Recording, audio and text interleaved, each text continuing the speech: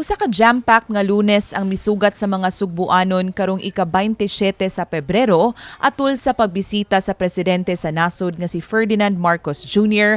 alang sa pipila ka dagkong kalihukan. First stop ni PBBM mao ang Kapitolyo alang sa paglusad sa labing unang Kadiwa ng Pangulo project sa nasod dinhi sa Sugbo.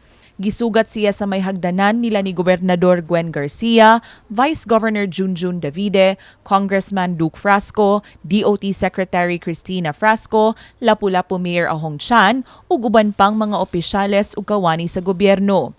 Gitanaw dayon sa presidente ang mga pop-up stalls nga naglaray sa Kapitolyo alang sa maong programa ug nakiglamano kini sa pipila ka mga manindahay nga nag-atang kaniya. Di mo menos sa 50 ka mga kadiwa exhibitors ang misalmot sa maong proyekto aron mamaligya og nagkadaiyang produktong agrikultura sama sa bugas, mga prutas ug utanon ug mga local delicacy sa Sugbo.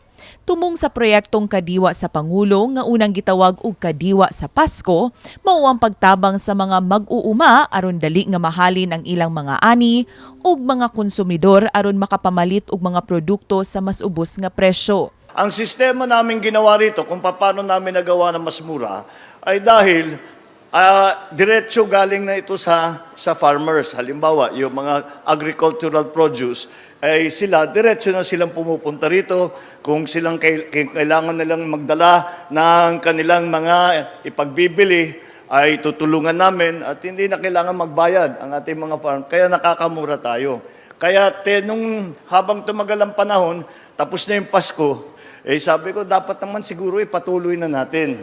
Kaya't naging kadiwa ng Pangulo na ngayon ay sinimulan natin dito sa Cebu. This is one of the many programs and collaborations that Cebu and our dearly beloved President will work on for the betterment and upliftment of the lives of Cebuanos and of Filipinos in the entire country. Mihapit sab sa pagpadayag sa iyang pasalamat si Marcos Jr. ngadto sa mga Sugbuanon sa ilang suporta ngadto kanila ni Inday Sara atol sa milabay nga eleksyon. It was history making and you were part of that history, and for that I will always be grateful for the rest of my life.